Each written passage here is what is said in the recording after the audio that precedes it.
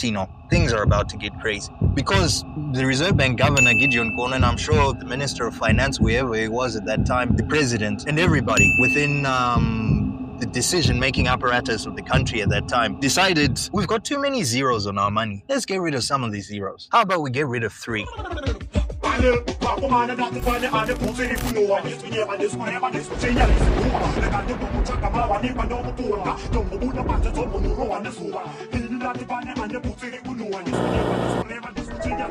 This is called, in the finance industry, it's called a redenomination when you cancel zeros. So in addition to cancelling the zeros, they also changed the code of the currency. From 1980 up until 2006, the code of the Zimbabwean dollar was ZWD. Okay.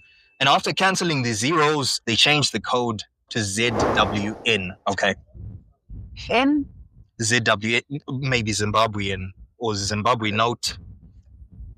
Okay. Then things get interesting. Because for the first time ever, I saw a 1-cent note. Well, technically it's a bearer's check, but it's note. It's a 1-cent note. I don't know, they opted to go for notes. I guess because it's expensive to make coins. You need actual metals. So for this, you only need paper. And besides, it's only a check. You also had 5 cents. And you also had 10 cents. In comparison. That's a 50-cent note. And $1. Bearer check. Bearer check. $5. $10. $20. $50. I remember this one. I spent this one, I think. There's no way you remember this. I've held this before. No.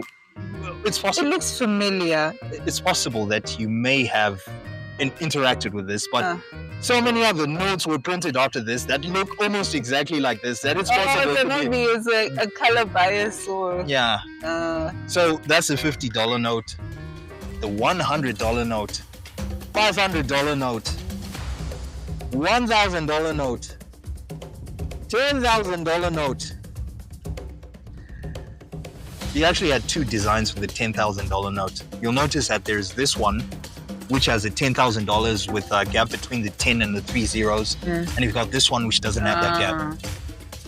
I remember something like this. Yeah. It's vague, but I recall at some point holding a note like this and one like this, but I couldn't understand why they were different.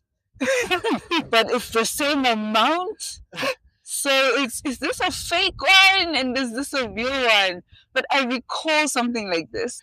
It'll be interesting to talk to somebody who was working at the Reserve Bank at that time. Maybe they can explain why. Why?